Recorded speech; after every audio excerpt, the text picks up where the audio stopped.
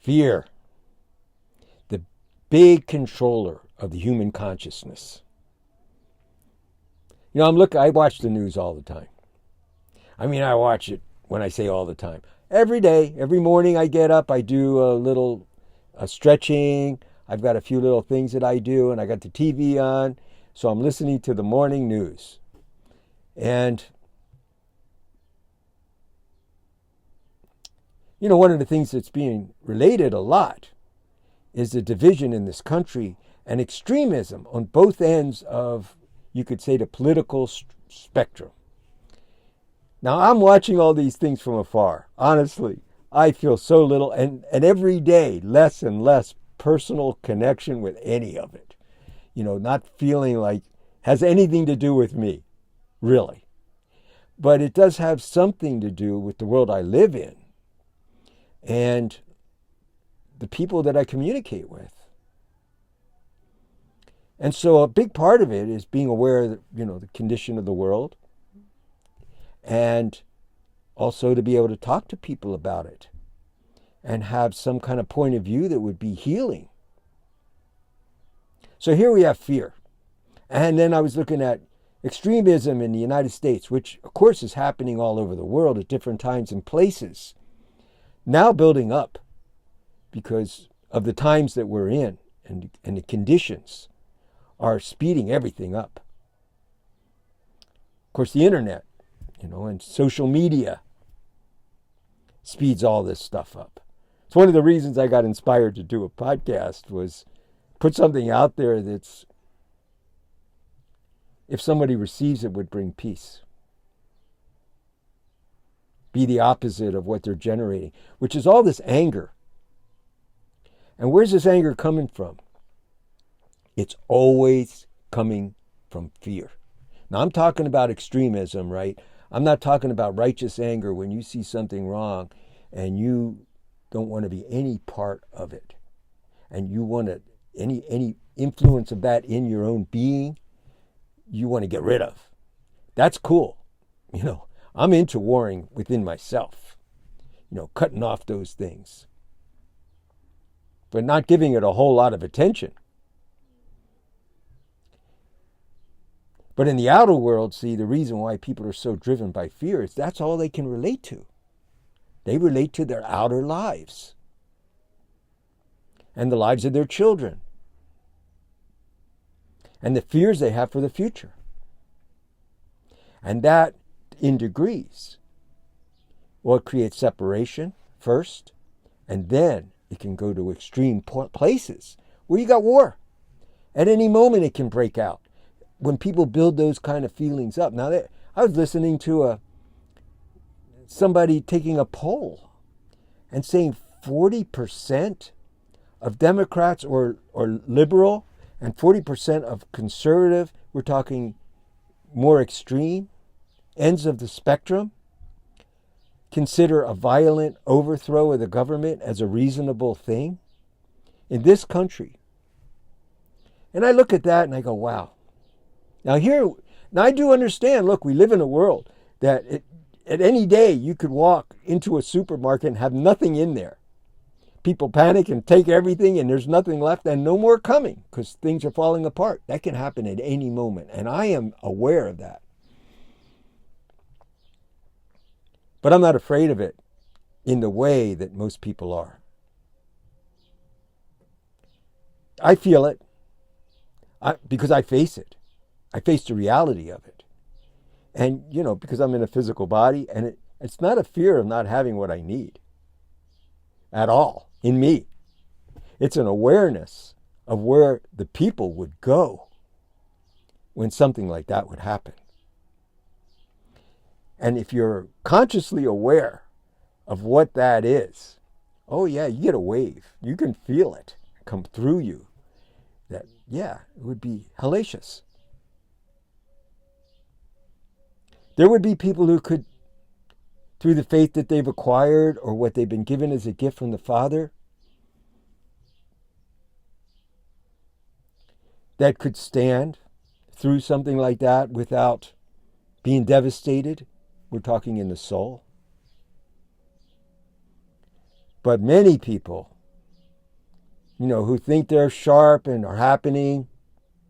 You take everything away from them and put them in a state of survival, chaos, anarchy. No, they turn into animals. And that's historical. That's without knowing God. That's what happens. And I'm talking about knowing God, not just going to church, knowing scriptures. We're talking about somebody who's been overcoming the nature of this world and has got some real understanding of the Lord's true nature within them. Yeah, without that, you're lost. Absolutely. And see, that is what's manipulating everybody, because they don't want to face that in themselves. So their whole war is in the outer world to maintain the illusion of control within themselves, which is a total lie. And everybody kind of feels it. See, they kind of feel it, but they don't want to face it. So their remedy is to try to control the outer world. Now, things are going to be what they're going to be, and I'm not out here telling anybody that I know what's going to happen tomorrow. But it's evident to me that the pressure is building very rapidly. And it's a good time to prepare.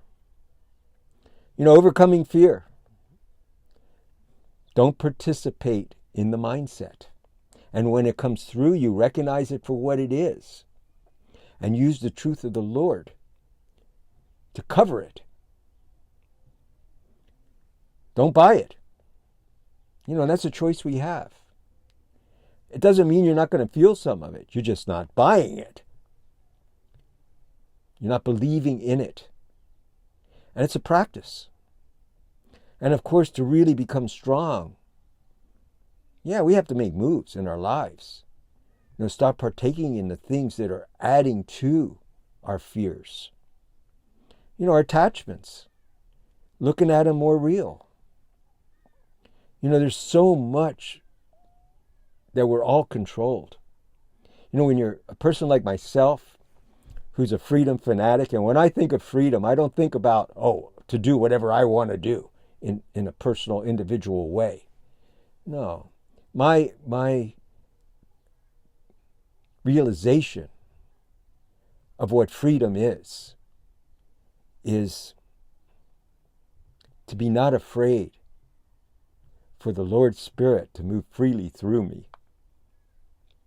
and to be a vehicle of His will, and to not have fear and lust and greed controlling my life and my little ego. That was what I would look at as freedom. So I'm a fanatic when it comes to that stuff. I don't have any problem with it. I know I can't fully accomplish it on my own, but it's the quest, it's the goal. And it's the reason that inspires me in my life every day when I wake up to get deeper in that freedom. And fear is the biggest thing. Even fear of what other people think about you. I know I've related this because it's huge.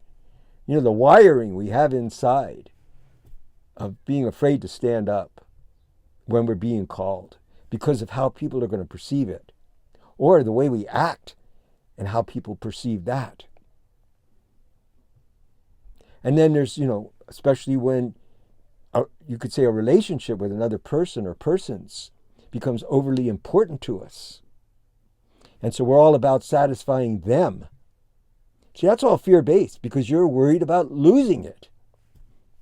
Husband, wife, kids, whatever. Doesn't matter. Freedom is one thing. One with the Lord. That's it. There is no other real freedom. And in that, I can't be controlled by what other people think. Yeah, it's just to even have that understanding is a great blessing. And I wish it upon everybody. And, I realize nothing I say is new. The Lord has spoken everything everybody needs to hear. And He's spoken it through many voices. Not just out of the voice of Jesus Christ. And amen. He's poured on this earth for thousands of years. And right now he's pouring more than ever.